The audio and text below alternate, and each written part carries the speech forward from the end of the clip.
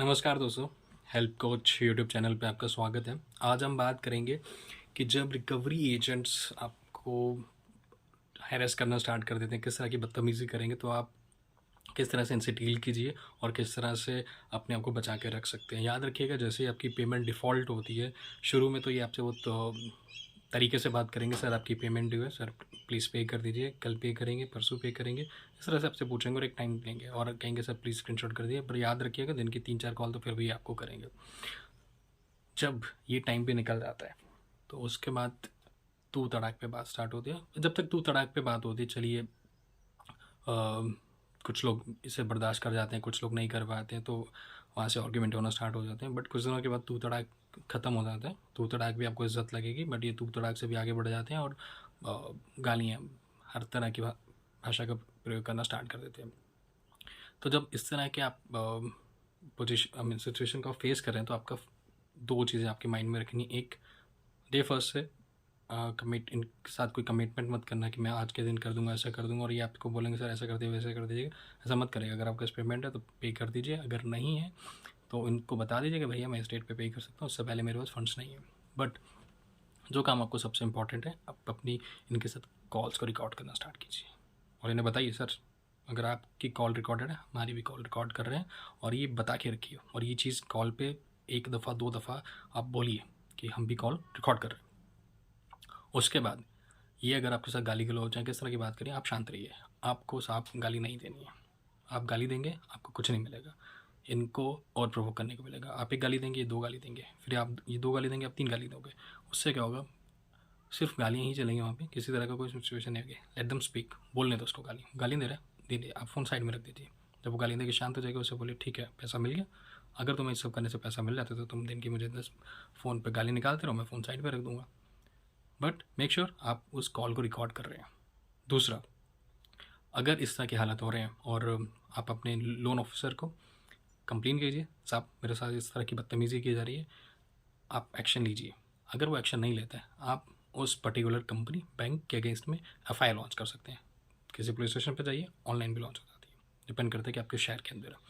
अगर इससे भी कोई बात नहीं बनती है, आप आरबीआई को डायरेक्ट ईमेल कीजिए कि मैंने इस फलाना फलाना बैंक या इस एनबीसी बैंक से लोन ले रखा है और मेरे साथ इस तरह की बदतमीज़ी की जा रही है क्योंकि मैं ईएमआई नहीं पे कर पाया हूँ, ठीक है, और मैं पे करना चाहता हूँ बट अभी मेरे पास फंड्स नहीं है। जैसे फंड्स अवेलेबल होंगे मैं रीपे कर दूंगा, तब तक के लिए मुझे कुछ वक्त दीजिए।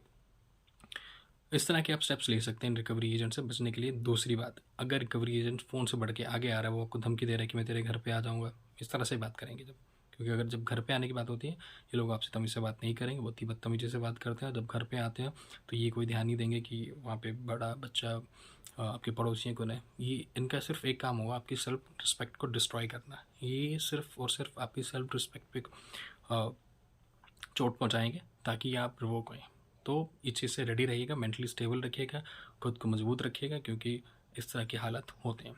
तो उस कंडीशन के अंदर भी अगर आपने हाँ नहीं बोला है और ये फिर भी आपके घर पे आ रहे हैं, अगेन आप एक फॉर्मल कंप्लेन दे सकते हैं अपने बैंक को, अपने लोन ऑफिसर के थ्रू। अगर फिर भी कुछ नहीं होता, ये कंटिन्यूस ऐसे कर रहे हैं, आप किसी भी कोर्ट में जाइए, सिविल कोर्ट के अंदर, वहाँ पे बोलिए साहब कि मुझे ये इस तरह से डिफेमेशन किया जा रहा है, और आप भी कोर्ट के अंदर केस डाल सकते हैं उस पर्टिकुलर बैंक के अगेंस्ट में, उस कंपनी के अगेंस्ट में।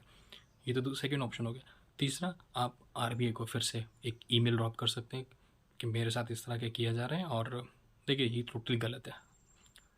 जब तक बैंक और आप किसी चीज़ पे निगोशिएट नहीं करते हैं और इस तरह के रिकवरी एजेंट आपके साथ कुछ नहीं कर सकते। रिकवरी एजेंट का जो गाइडलाइंस है, उन्हें इस तरह की वो बदतमीज़ी नहीं कर सकते हैं, ठीक है, और वो 90 दिनों तक आपके घर पे भी नहीं आ सकते विदाउट आपकी परमिशन। उसके बाद वो आपको बता के आएंगे, वो भी सुबह 9 से लेकर शाम के 7 बजे के बीच में, उसके ना बाद ना उसके पहले।